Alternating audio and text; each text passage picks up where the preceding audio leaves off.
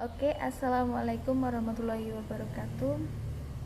Firstly, let's thank to Allah Subhanahu wa Ta'ala who has been giving us some mercies and blessing until we can attend in this happy place without any trouble and obstacle.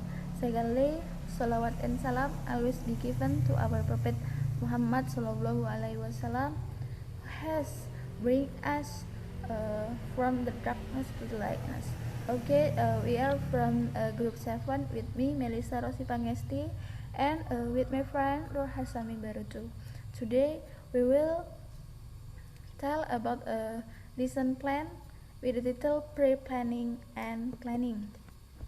Lesson planning. Lesson planning is about what the teacher teaching, who the teacher teaching, how the teacher teach it, and uh, do the students understand what the teacher teach. The meaning from the lesson plan is the teacher plan for the teaching lesson. It can exist in the teacher's mind on the back of an envelope. To make a lesson plan is better to know the characteristic of the student, the culture of the student, so the teacher can make a lesson plan as the student characteristic. It's important because to make the student interest and to make the student is comfortable with the class. Before make a planning is there pre-planning. Pre-planning have four main planning elements. They are activities, skill, language, and content. The first is activities. Activities is the what student will be doing in the classroom. Activities in the classroom can be grouped whether they are moved around the class, researching on the internet, and other. As a teacher, it's best to offer a variety of activities within a class period. Maybe before the material today,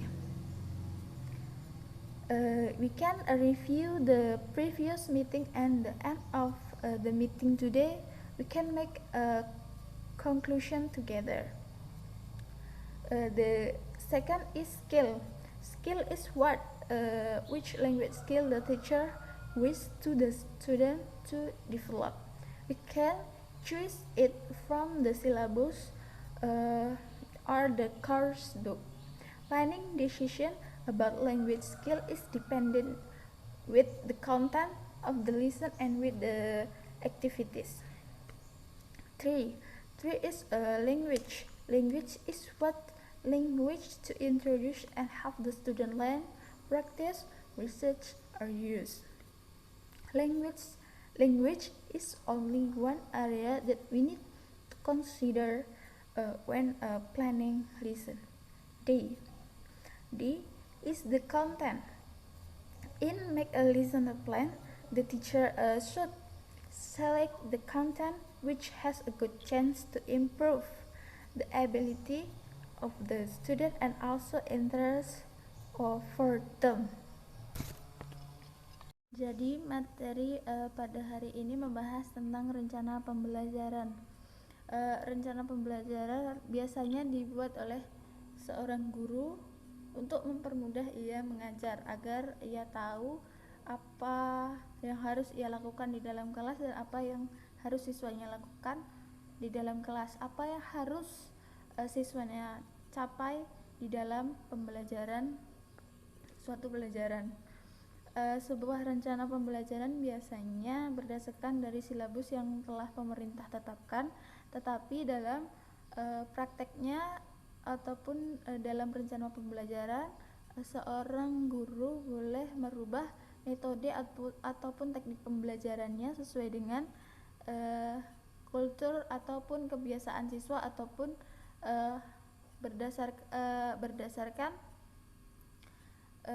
siswa yang dia ajar, karena tidak semua, karena seperti yang kita tahu terdapat berbagai macam tipe pelajar di Indonesia ini. Jadi dalam pembuatan rencana pembelajaran boleh, dalam teknik dan metodenya boleh menyesuaikan dengan tipe dari siswa tersebut.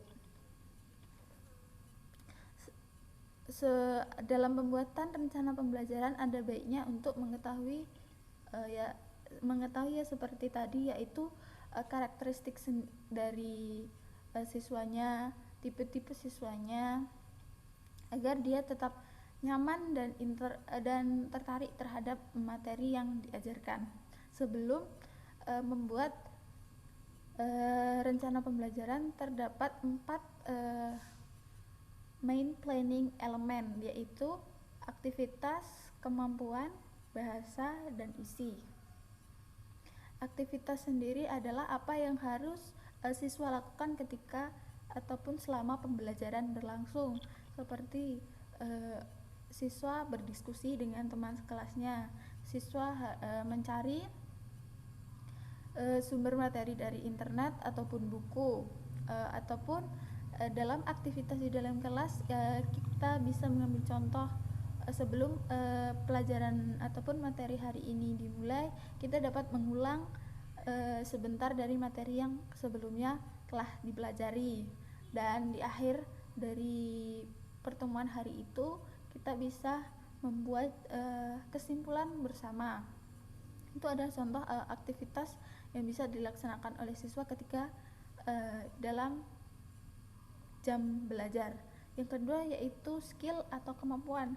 Kemampuan adalah sesuatu yang harus siswa kuasai setelah pembelajaran itu. Misalnya dalam pelajaran menulis, di akhir dari pembelajaran mungkin skill yang harus dia ketahui adalah siswa mampu menulis surat dengan baik. Kemudian yang keempat adalah bahasa. Bahasa adalah apa yang harus digunakan di dalam ataupun apa yang harus siswa pelajari, bahasa yang harus siswa pelajari ketika pembelajaran berlangsung. Juga bisa dikatakan bahasa itu bahasa apa yang ingin digunakan di dalam kelas atau selama kelas itu berlangsung. Yang keempat terakhir adalah isi. Seorang guru dapat memilih isi ataupun konten pembelajarannya, di yang mana konten yang menarik untuk siswanya, sehingga siswa tidak bosan ataupun menjadi bersemangat ketika pelajaran. Selain itu, pemilihan konten juga harus dapat meningkatkan kemampuan dari siswa itu sendiri.